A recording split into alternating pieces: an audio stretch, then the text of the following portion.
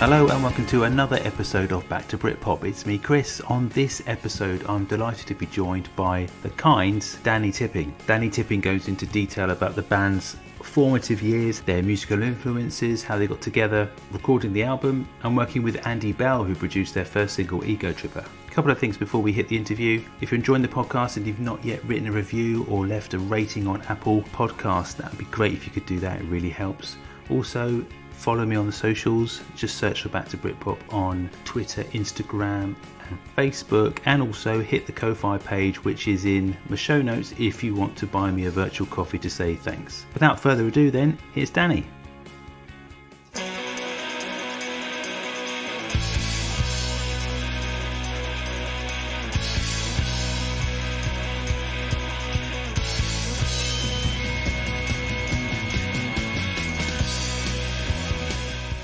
Welcome to the podcast, Danny Tipping. How are you? Very well, Chris. Thanks for having me. Thanks for coming onto the show today. It's really good to talk to you about the Kynd, and I know you've been really busy, really recently as well, in terms of getting new things together, which is exciting. But I just wanted to take you back a bit, if I may, back to the early 90s, or even before potentially, when you started to listen to music. And you know, you've got a twin brother, Tristan, who's also the bass player of the band.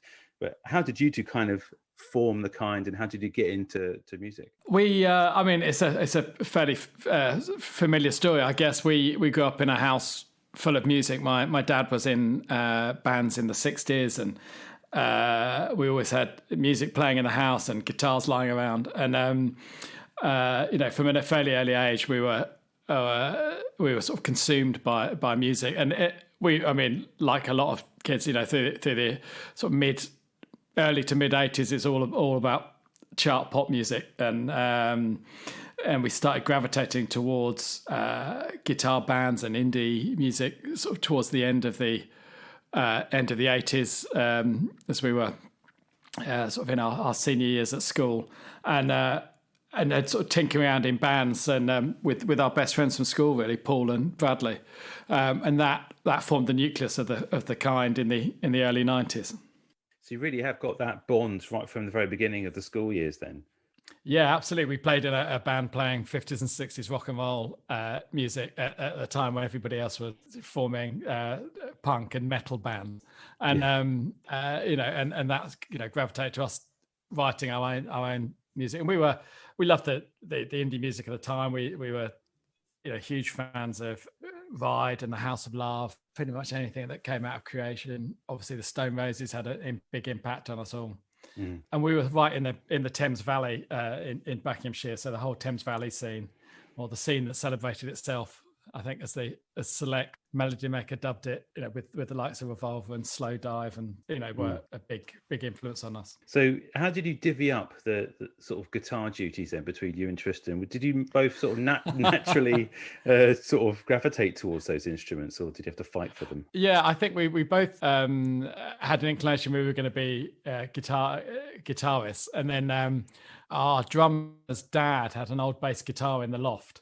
And there was literally a fight for it, because it meant one of us didn't have to buy a new instrument. And Tristan, being the older twin, won. So he's been a bass player ever since. It's weird, isn't it? Bass. I've been recently, well, I say recently, the last sort of 4 or 5 years, I took up bass to play in a different band. And you kind of think as a guitarist, this would be easy. But it's a completely different tool. And it's like learning lead guitar. If you're not a lead guitarist, this is like lead guitar. And for me, anyway, I found it's quite a challenging instrument to play properly. There's people that play bass, and then there's bass players, and I think Tristan falls into the second category, and particularly as we were initially, and at least we were a 3-piece guitar, bass and drums, and a lot of the melody work and was driven by the bass, you know, like it is in, I guess, in The Who, or you know, and you listen to Alex James in Blur. They're musically a 3-piece, and a lot of the sort of very distinctive parts were, and is now, built around that.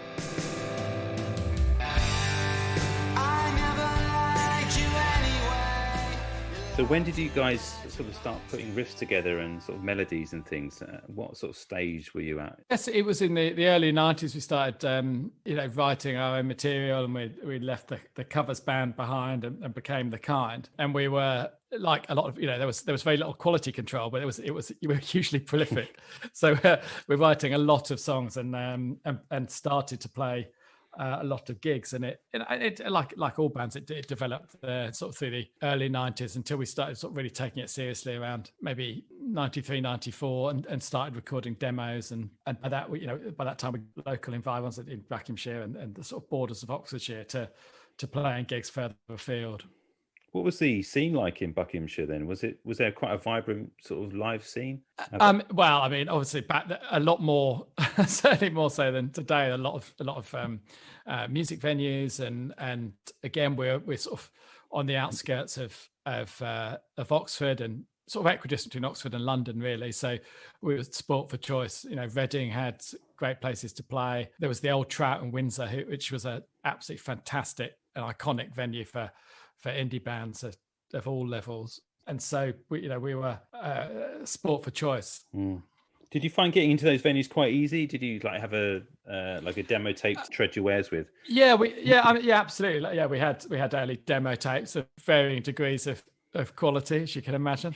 But we also had quite a strong local following, and bagged our way initially into support slots, and then more regulars in most of the local venues, and as we progressed, there was a really strong in the mid 90s university and college circuit, which really through the whole of the 90s was absolutely our bread and butter. You could go from all the way up the country into Wales and Scotland and back down again, playing universities and colleges, student unions, and meeting bands up and down the country. They were doing exactly the same thing. There was a college radio circuit. There were well supported gigs. So once we'd got onto that circuit, that was where we really, I guess, found out what sort of band we were, learned our trade, or however you want to put it, and also built an audience. That fan base is critical, isn't it? The local fan base and following. It's just a hard thing to capture, because although mates are great, they don't always support you. And so did you find that you were able to just draw in other people that you weren't connected to quite early on, or was it such it did happen to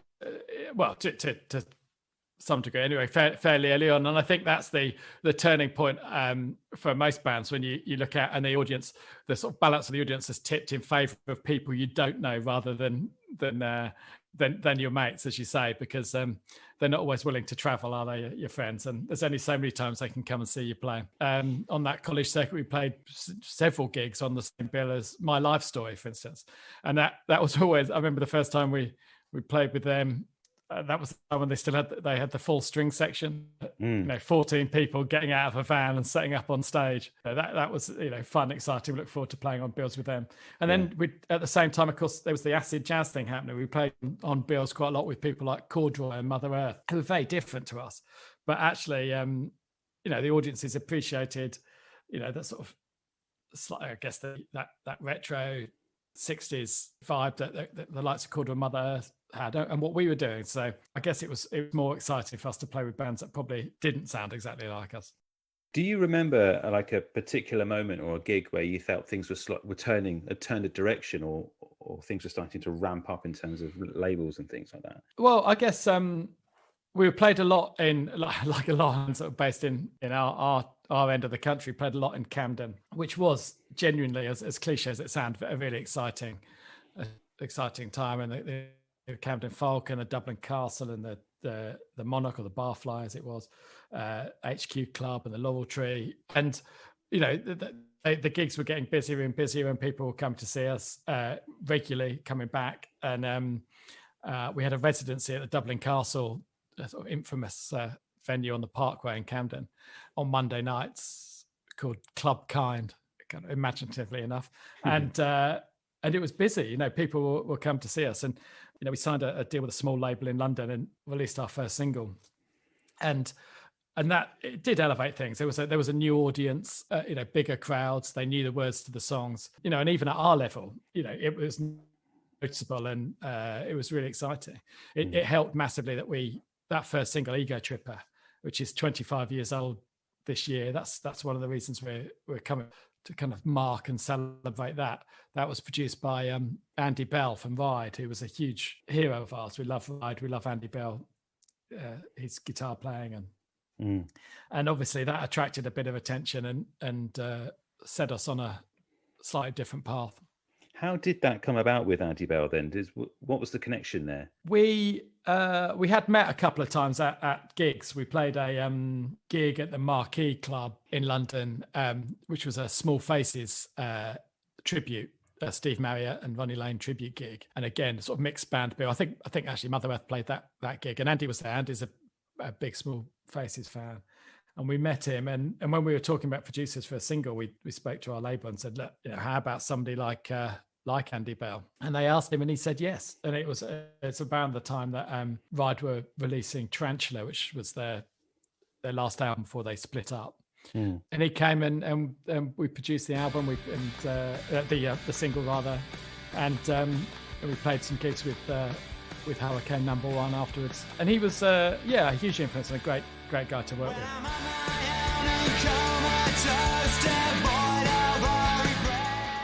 So the single and the album did really well, I mean, in terms of critical acclaim, because you did get some good sort of music press coverage as well, didn't you? Some good feedback. I mean, for us, it just wasn't sustained enough. I guess, both the singles did well. The album did have some good coverage, and it was released in Japan where it did very well. And then, but everything took so long. We had, the label was small, and we'd recorded that material, almost a year before it came out. The album was delayed, and I guess to some extent that for us at least, that felt like it really just slowed things down. We were already writing new material and building a set of songs for a second album, and frustration started to grow because whatever momentum and coverage and support we got, we felt we weren't moving quick enough to take advantage of it. But I mean, I presume all bands feel like that, but certainly in our case, things never moved quickly enough to really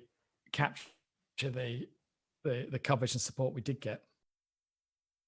Since announcing we're coming back to mark this 25th anniversary, the amount of people that have contacted us or responded to the announcements on all across social media that did remember the band, have seen us, have lived with the album, supporting the new shows, and we've announced we're going to release our long delayed second album.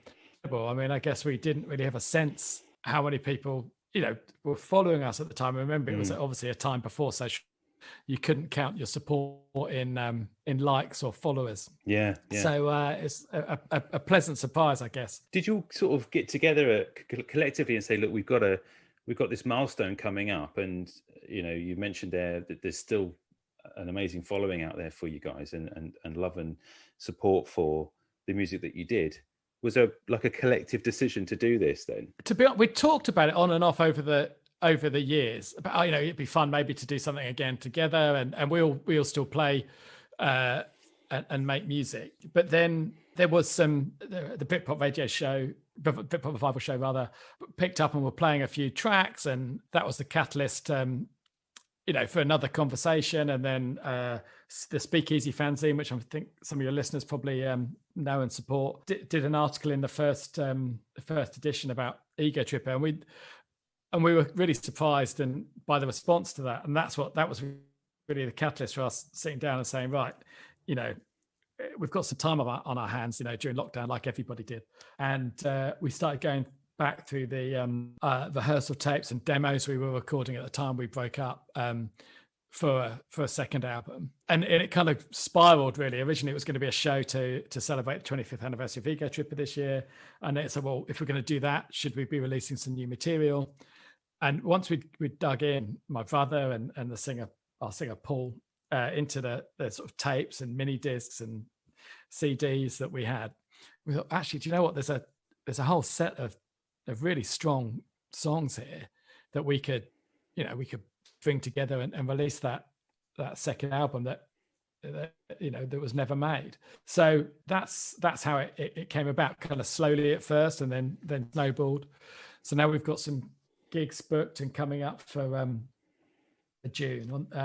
We announced the Saturday, the 12th of June, at the Water Rats, which is a fantastic venue in King's Cross. We played a fair bit back in the 90s. And then we added a second date on the 11th of June, Friday the 11th of June, when those tickets sold out. So, initially it be those gigs, announcing our comeback as a live act, I guess, and then we're following that with time in the recording studio to get this recorded.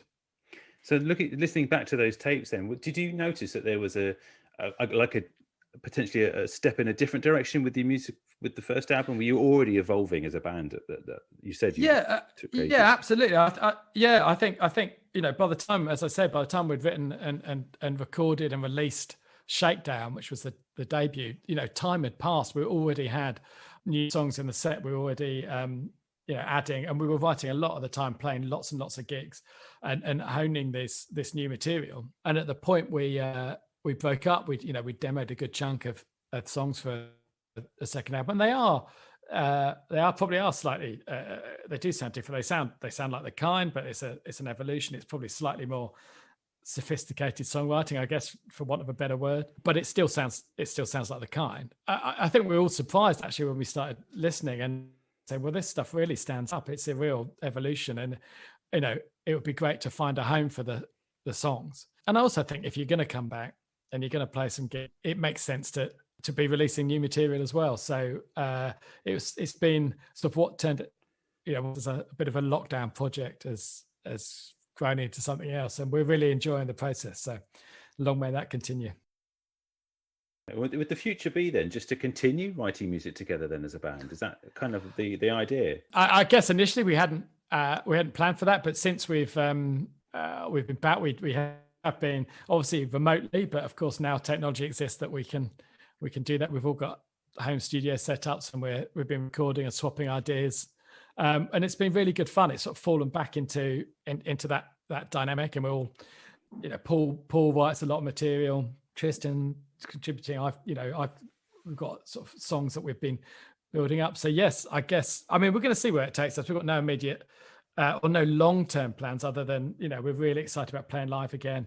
Really excited about finishing this and releasing this, what will be our second album 20 years after our debut, which might be some kind of record. I don't know. We'll have to check. And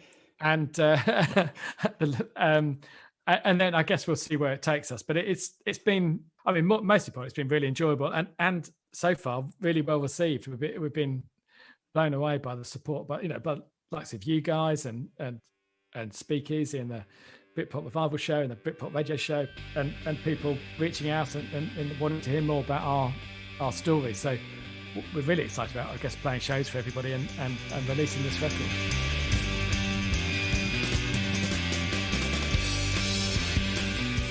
It's amazing, isn't it, in terms of like how much support and interest there is in this kind of era of music that kind of defined a generation, if you like. It is a cliche thing to say, but when I first embarked on the podcast, and it was like supposed to be just a very personal project, and it's just completely sort of exploded as I realized that there is, like Instagram accounts, there's Twitter accounts, there's Facebook pages and dedicated to the bands, and not even legitimate band sites, or pages, but fan sites and things that are out there still that are supporting this music from this era. And I guess your story is really good in a way because it obviously shows that people are, that nostalgia, that interest is still there, and the fact that you're going back to revisit the music that the fans never got to hear is something that's really special. And out of these kind of very dark times is a really positive thing, isn't it? Yeah, I completely agree. I guess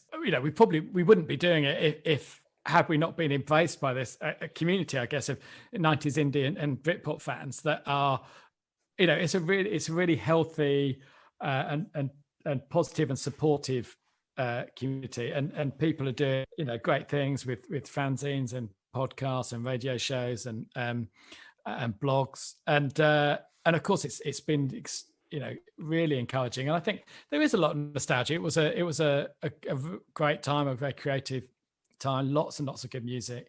And I guess part of the reason is we don't just want to come back and, although we want to embrace that, we want to release these songs as well that will be new to fans and give and move things on as well, rather than just sort of dwell on our past. But there's no harm in celebrating that as well, because as you say, that community has been extremely supportive, and it's really encouraging, and we're grateful for all that support.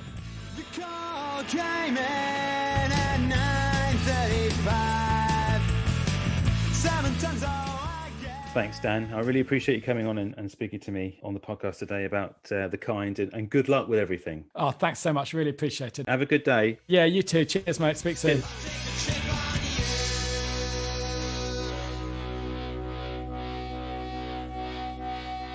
Thanks again to Danny for coming on the show. It was great to hear about the Kynd and what they're up to now. Look forward to hearing the new stuff. Danny mentioned Speakeasy fanzine in the podcast there. Just a reminder that you haven't already got involved with that. It's a fantastic fanzine produced in a very nice tactile format. Just search for Speakeasy fanzine on social media and you should get all the links you need to buy a copy and get it delivered to your front door, which is a lovely thing every month. And a reminder that obviously follow me on social media and get involved on Ko-Fi. If you haven't already, you can buy me a coffee. It's only £3. And if you have time, please leave a review and give us a rating, 5-star rating on Apple Podcasts. See you next time.